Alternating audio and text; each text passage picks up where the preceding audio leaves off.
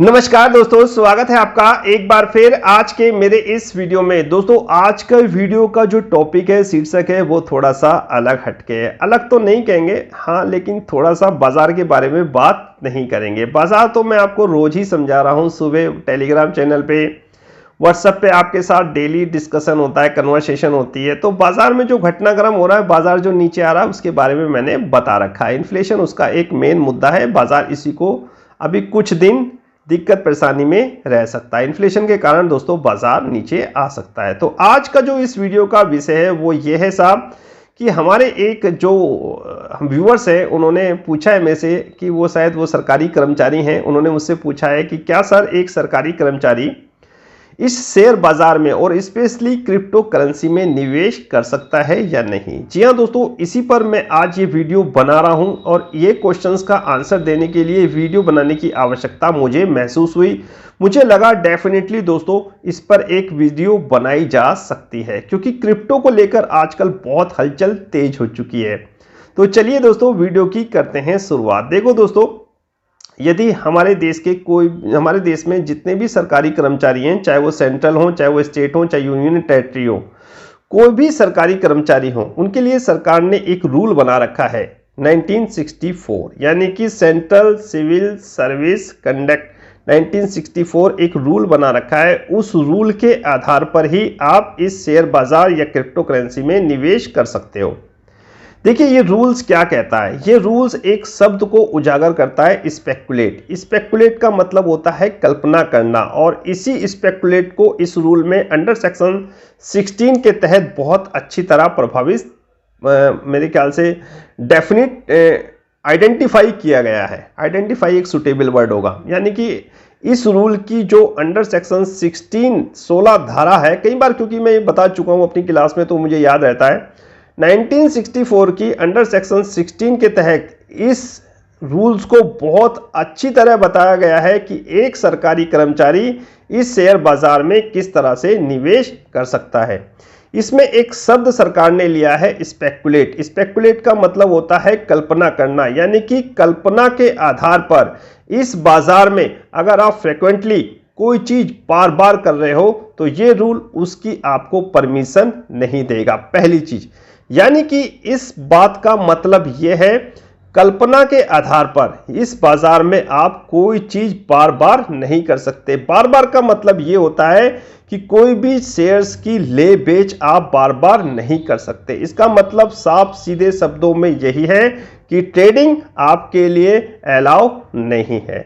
Speculate और frequent का सरकार ने इसीलिए इस जो सेक्शंस की अंडर सेक्शन 16 की धारा है इसमें यूज करा है कि आप कोई चीज बार बार यूज नहीं कर सकते, यानी ट्रेडिंग आपके लिए अलाउ नहीं है। चाहे वो सेंट्रल का गवर्नमेंट का एम्प्लॉय हो, चाहे वो स्टेट गवर्नमेंट एम्प्लॉय हो, चाहे वो यूनियन टेरिटरी के एम्प्लॉय हो, आपके लिए साहब इस शेयर बाजार में ट्रेडिंग अवॉइड है, यानी कि ट्रेडिंग बिल्कुल मना है। आप इस बाजार में निवेश कर सकते हो, ये रूल आपको निवेश से नहीं रोक रहा। सिर्फ ये रूल ये कहता है कि आप इस बाजार में ट्रेडिंग नहीं कर सकते।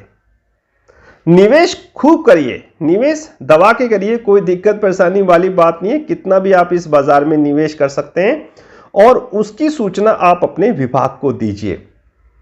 कहने का मतलब यह है कि आप इस बाजार में जो भी निवेश कर रहे हैं उसकी सूचना अपने विभाग को जरूर दीजिए, या अपनी आईटीआर में दोस्तों उसको डिस्क्लोज कीजिए। उसको साफ बताइए कि मैंने इतना पैसा इस स्टॉक मार्केट में, इस म्यूचुअल फंड में या इस सिप के द्वारा लगा रखा है। विभाग को सूचना देकर ही आप इस बाजार में आसानी से निवेश कर सकते हैं। देखिए ये सूचना क्यों दी जाती है? ये सूचना इसलिए दी जाती है यदि उस शेयर का रेट बहुत तेजी के साथ ऊपर चला गया तो खूब सारा यदि आपको मुनाफा हो गया, फिर वो कैपिटल गेन टैक्स में आ जाता है, और कैपिटल गेन टैक्स देने के बाद आप इस साहब जो आपको प्रॉफिट हुआ उसके आप मालिक बन जाते हो।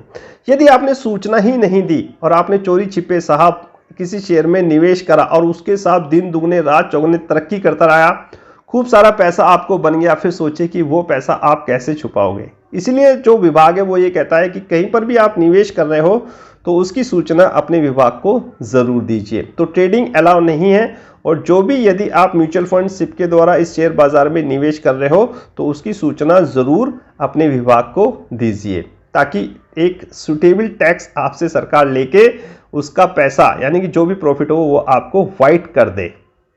समझ जाइए। बाकी सारी चीज़ें आप व्हाट्सएप पे मेरे से पूछ सकते हो। तो 2 पॉइंट क्लियर हो गए। पहली चीज़ कि साहब आपको ट्रेडिंग अलाउ नहीं करता ये रूल, और दूसरी चीज़ जो भी आप निवेश करें उसकी सूचना अपने विभाग को ज़रूर दीजिए। देखिए तीसरी चीज़ इसमें क्या है, इसमें यह कही गई है कि साहब आप जो निवेश कर रहे हैं वो लॉन्ग टर्म के लिए होना चाहिए, शॉर्ट टर्म आपके लिए अलाउ नहीं है। देखिए आप क्या करते हैं, आप ये सोच के निवेश करते हो या आप ये सोच के स्टॉक को बाय करते हो कि आज ये स्टॉक आ जाएगा तो 2-3 बार इसके रेट बढ़ जाएंगे, मैं ये बेच दूंगा। स्पेकुलेट जो शब्द यूज करा है वो इसीलिए यूज करा है, आपने कल्पना लगाई कि ये शेयर बढ़ सकता है, मैं इसे आज ले लूं कल बेच दूं, तो वो परमिसेबल नहीं है। यानी कि सरकार आपको इजाजत नहीं देती, ये फ्रीक्वेंट है। यानी कि बार बार आप करोगे, आप एक बार लोगे, 2 बार लोगे, तीसरी बार लोगे, यानी कि एक बार लिया फिर बेचा, फिर दूसरी बार लिया फिर बेचा, तीसरी बार लिया या बेचा, इस तरह सरकार आपको परमिशन नहीं देती। तो इन चीज़ों से बचिए, लॉन्ग टर्म निवेश करिए। आपने ले लिया है तो 1 महीने बाद उसको बेचिए, उस पर कोई दिक्कत परेशानी नहीं है, लेकिन उसकी सूचना भी आप सरकार को ज़रूर दें, या जो भी आप ITR फिलअप कर रहे हैं उसकी सूचना उसमें ज़रूर मेंशन करें, ताकि समय आने पर यदि उसके स्टॉक के रेट बढ़े तो आपको दिक्कत परेशानी ना हो। 3 पॉइंट क्लियर हो गए। पहली चीज ट्रेडिंग आपको अलाउ नहीं है, दूसरी चीज आप अपने विभाग को इसकी सूचना दीजिए, और चौथी चीज आप जो भी निवेश करें वो 1 महीने के बाद का निवेश करें, यानी कि थोड़ा सा तम जो है अपना सोच है वो 1 महीने के बाद की इसको बेचने की सोचें। कोई भी स्टॉक लें तो उसको 1-2 महीने के बाद बेचने की सोचें, ये ना सोचें कि आज लिया कल को बेच देंगे। ये पॉइंट बिल्कुल क्लियर है और इसी के ध्यान में रखते हुए आप इस शेयर बाजार में निवेश करिए। अब बात आती है दोस्तों क्रिप्टो करेंसी को लेकर। देखिए दोस्तों क्रिप्टो करेंसी की अभी कोई रेगुलेटरी मेरे ख्याल से लागू नहीं हुई, यानी कि सरकार ने क्रिप्टो करेंसी को अभी कोई रेगुलेट नहीं किया है। और जब करेंसी ही रेगुलेट नहीं हुई है तो आप ये सोचिए इसके रूल्स जो सेंट्रल या स्टेट या यूनियन टेरिटरी के एम्प्लॉय पे लागू हों वो कैसे निर्धारित होंगे। तो सरकार ने क्या करा है, सरकार ने जो रूल्स शेयर मार्केट में निवेश करने के लिए गवर्नमेंट एम्प्लॉय के लिए बना रखे हैं वही रूल्स साहब अब क्रिप्टो में निवेश के लिए लागू होंगे। यानी कि जो चीज़ मैंने आपको पहले बताई वही चीज़ क्रिप्टो में निवेश करने के पहले आपको ध्यान में रखनी है। यानी ट्रेडिंग उसमें भी आपको अलाउ नहीं होगी, उसमें भी आप लॉन्ग टर्म निवेश कर सकते हो। याद रखिए क्रिप्टो करेंसी में जो फ्लैक्चुएशन होती है बहुत तेजी के साथ होती है, बहुत ज़्यादा नुकसान और बहुत ज़्यादा प्रॉफिट होने के चांसेस बहुत होते हैं। इस चीज़ को हमेशा ध्यान में रखिए। 1 महीने का टाइम क्रिप्टो करेंसी में बहुत ज़्यादा होता है, यहाँ मिनटों सेकंडों में रेट ऊपर नीचे हो जाते हैं। तो इन चीज़ों को ध्यान में रखिए। इसको आप क्या करोगे सोच के, आप क्रिप्टो अगर मान लिया आपने क्रिप्टो को ले लिया और फिर ऊपर नीचे उसके रेट हो रहे हैं तो आप उसी में ही लगे रहोगे, लेकिन विभाग इसकी इजाजत बिल्कुल नहीं देता कि आप अपना कार्य छोड़ के उस कार्य को आप करो, यानी कि क्रिप्टो के ही ट्रेडिंग बेचने लेने बेचने में आप लगे रहो। विभाग इसकी आपको कोई साहब परमिशन नहीं देता, इसलिए विभाग ने पहले ही कह रखा भैया ट्रेडिंग आपके लिए अलाउ नहीं है, चाहे वो स्टॉक मार्केट में हो चाहे वो क्रिप्टो करेंसी में हो। तो ट्रेडिंग आपके लिए भैया नॉट अलाउ है। आप निवेश करिए, आप क्रिप्टो में भी निवेश कर सकते हैं, आप स्टॉक मार्केट में भी निवेश कर सकते हैं विभाग को सूचना देने के बाद। अब आप यही कहोगे, आपके मन में क्वेश्चन आएगा कि मैं अपनी वाइफ के नाम जो वाइफ का डीमेट अकाउंट खोल लेता हूं और उसमें साहब मैं अपना क्रिप्टो का और शेयर का लेना बेचना करता रहूंगा, किसी को कुछ पता नहीं चलेगा। तो मेरे भाई ऐसा नहीं है। आप याद रखिए, बहुत ऐसा नहीं है कि ये चीज़ नहीं हो रही, ऐसी ये चीज़ भी हो रही है, लेकिन बहुत मैनेजमेंट होता है इसके पीछे, बहुत तरीका और होते हैं, बहुत आप समझ नहीं पाएंगे कि मैं क्या कहना चाह रहा हूं। प्री प्लान होता है। अब मान लिया कि आपने अपने वाइफ का डीमेट अकाउंट तो खुलवा दिया वाइफ का, अब उसमें जो ट्रेडिंग आपने करी या आपने जो साहब ले बेच की जो फिगर है वो इतनी ऊपर पहुंचा दी कि जो आपने वाइफ का जो इनकम का सोर्सेज था वो कम दिखा रखा है। मान लिया एक एग्जांपल, आपने डीमेट अकाउंट खोला अपनी वाइफ का, उसमें इनकम ऑफ सोर्सेज मान लिया आपने दिखा रखा है 2 लाख रुपए के आसपास मेरी वाइफ कमाती है, और आपने ट्रेडिंग के द्वारा ही साहब 4-5 लाख रुपए बना दिए, उसकी ट्रांजेक्शन जो है 4-5 लाख के ऊपर पहुंच गई, तो क्या होगा? जांच स्वाभाविक है। तो ऐसा कोई काम ना करें जिस कारण आपको दिक्कत परेशानी हो या आपकी नौकरी पर आ जाए। तो इस प्रकार की दोस्तों चीजों से बचना चाहिए। निवेश आप अपने डीमेट अकाउंट में भी करिए, कोई दिक्कत परेशानी वाली बात नहीं है। एक ऑथोराइज पर्सन को चुनिए। सरकार कहती है ऑथोराइज पर्सन के द्वारा आप निवेश कर सकते हैं, स्टॉक मार्केट में भी, क्रिप्टो में भी। अब एक ऑथोराइज पर्सन कौन होते हैं? एचडीएफसी का जैसे आप डीमेट खुलवा लीजिए, आईसीआईसी में, आईआईएफएल में, कहीं पर भी आप डीमेट खुलवा लीजिए, तो कोई दिक्कत परेशानी वाली बात नहीं है। आप उसमें निवेश करिए और थोड़ा नजरिया लॉन्ग टर्म का रखिए, शॉर्ट टर्म आपको अलाउ नहीं है। ये कुछ पॉइंट थे दोस्तों, मैंने आपको बता दिए। बहुत सारे आपके मन में अभी भी सवाल और शंका होंगी कि सर किस तरह वाइफ का अकाउंट खोलेंगे, तो वो सारी चीजें दोस्तों व्हाट्सएप कन्वर्सेशन पे जुड़िए या मेरे से कॉल करिए या मेरे यहाँ अकाउंट खोलिए। मैं आपको सारी चीजें समय समय पर अवगत कराता रहूंगा।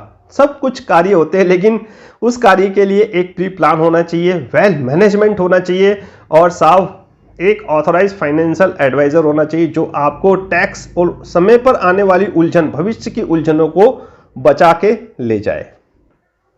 समझ जाइए। तो दोस्तों ये सारे पॉइंट्स थे।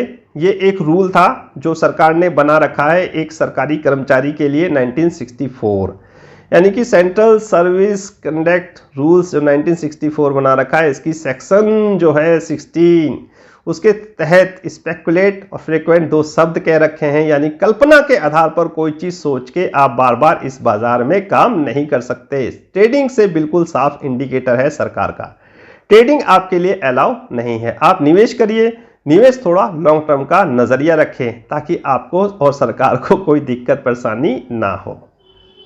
अब इसमें क्या है, चेंजेस भी सरकार ने करे हैं। पहले क्या था कि जो एक सरकारी कर्मचारी था दोस्तों, सरकारी कर्मचारी होते थे, उनकी जो लिमिट थी, यानी कि जो ग्रुप ए और बी के एक सरकारी कर्मचारी थे, उनकी जो लिमिट थी वो सब 50,000 निर्धारित थी। यानी कि जो ए बी के कर्मचारी थे उनकी जो लिमिट सरकार ने तय कर रखी थी कि इतनी लिमिट आप शेयर बाजार में निवेश कर सकते हो, 50,000 थी पहले वो।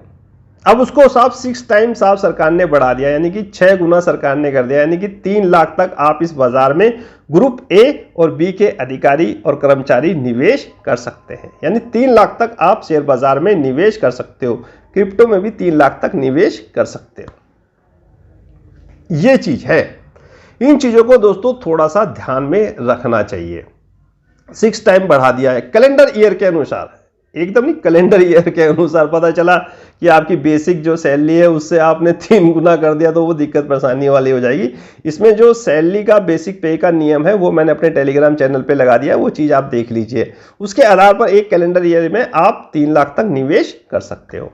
50,000 को पहले ये 50,000 सीमा थी, अब उसको 3 लाख कर दिया। इसी तरह जो सी और डी के कर्मचारी थे उसकी जो सीमा थी 25,000, उसको भी सरकार ने बढ़ा दिया है 6 टाइम, यानी कि वो भी साहब 1.5 लाख तक निवेश कर सकते हैं एक कैलेंडर ईयर के अकॉर्डिंग। ये कुछ नियम थे और ये कुछ मेरे ख्याल से पॉइंट थे दोस्तों कि आप इस तरह इस शेयर बाजार में, क्रिप्टो में निवेश कर सकते हैं। ट्रेडिंग आपके लिए अलाउ नहीं है, चाहे वो शेयर मार्केट हो चाहे वो क्रिप्टो करेंसी हो। निवेश करिए, निवेश के लिए कोई दिक्कत परेशानी वाली बात नहीं है। यदि आप ये सोच के निवेश कर रहे हो कि मैं किसी दूसरे खाते को, दूसरा खाता डीमेट अकाउंट खुलवा देता हूं, वहां से मैं सारी चीजें हैंडल करूंगा, तो ये सोचिए कि ये भी साहब आपका मन पहले तो गवाही नहीं देगा कि आप इस चीज को करो। और दूसरी चीज, अगर विभाग की कभी भी स्थिति, आपकी नजर आपके वर्क पर पड़ गई और उस कारण आपका वर्क पूरा नहीं हो पा रहा, तो डेफिनेटली फिर आप दिक्कत परेशानी में आ सकते हो। मान लिया कोई आप काम कर रहे हो, आप ट्रेडिंग कर रहे हो, विभाग का देखिए साफ सीधा बिल्कुल स्पष्ट कहने का मतलब यह है, सरकार ने जो नियम बना रखा उसका बिल्कुल साफ सीधा समरी यही है कि मेरे काम में कोई दिक्कत परेशानी ना हो, आप अगर जो ट्रेडिंग कर रहे हो उसकी वजह से, इस वजह से सरकार ने यह नियम बना रखा है। तो ये बात ध्यान रखिए कि उस काम में, यानी ट्रेडिंग से आपके विभाग के कार्य पर कोई दिक्कत परेशानी ना हो, फिर कहीं पर भी कुछ भी हो सकता है, संभव है। सिर्फ नजरिया होना चाहिए। एक फाइनेंशियल एडवाइजर जो आपने नियुक्त करा है उसकी सोच बहुत शार्प और होनी चाहिए कि किस तरह वो आपके पोर्टफोलियो को मैनेजमेंट करता है, किस तरह आपको कमाई के भरपूर मौके देता है। हर कोई आदमी ये सोचता है कि खूब सारा पैसा कमाए, इन्फ्लेशन बढ़ रही है तो डेफिनेटली दोस्तों सोचना भी चाहिए, सारा आदमी यही सोचता है। तो उसके लिए आपको एक वेल फाइनेंशियल एडवाइजर की आवश्यकता पड़ेगी और उस वेल फाइनेंशियल एडवाइजर के थ्रू आप ये सारा काम, सारा पोर्टफोलियो अपना मैनेजमेंट करिए। आप ट्रेडिंग भले ही ना करिए, लेकिन बाजार में क्रिप्टो में निवेश के द्वारा भी आप बहुत सारा पैसा कमा सकते हैं। मेरी राय ये है कि अभी क्रिप्टो को थोड़े दिन भूल जाइए, क्योंकि इसमें फ्लक्चुएशन बहुत ज़्यादा है। ज़्यादा लालच के चक्कर में आपको पड़ना नहीं है। हाँ, स्टॉक मार्केट में आप निवेश कर सकते हैं, ट्रेडिंग आपके लिए यहाँ भी अलाउ नहीं है। अच्छे स्टॉक में आप निवेश करिए, सिप के द्वारा निवेश करिए, म्यूचुअल फंड के द्वारा निवेश करिए। एक ऑथोराइज पर्सन को, एक ऑथोराइज फाइनेंशियल एडवाइजर के द्वारा आप अपने पोर्टफोलियो को मैनेजमेंट करिए। तो आगे दीजिए मुझे आज का ये वीडियो समाप्त करने की।